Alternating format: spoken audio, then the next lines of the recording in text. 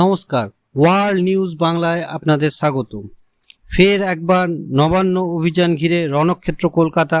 আরজি কর কাণ্ডের এক বছর পর ঠিক 9ই আগস্টই মেয়ের সঙ্গে ঘটে যাওয়া ঘৃণ্য অপরাধের সুবিচার দাবিতে নবান্ন অভিযানের ডাক দিয়েছিলেন মৃত চিকিৎসকের বাবা মা। সেই মিছিল ঘিরেই ধুমন্ধার শহর জুড়ে অভিযানে অভয়ার মা বাবা পরিবার ছাড়াও রয়েছেন সাধারণ মানুষ ও বিজেপির সমর্থকরা। দলীয় পতাকা ছাড়াই যোগ দিয়েছেন শুভেন্দু অধিকারী। নবান্ন চত্বরে 163 ধারা জারি করা হয়েছে, তাই সেখানে কোনো আন্দোলন করা যাবে না আগেই জানিয়েছিল পুলিশ। তা সত্ত্বেও ব্যারিকেড ভেঙে নবান্ন অভিমুখে যাত্রা করেছে একের পর এক মিছিল। পার্ক স্ট্রিট থেকে ডোরিনা ক্রসিং, হাওড়া ময়দান থেকে সাঁতরাগাছি, সব জায়গায় উত্তেজনা ছড়িয়েছে। লৌহ কপাট সরিয়েই এগিয়ে যাওয়ার চেষ্টা করছে মিছিল।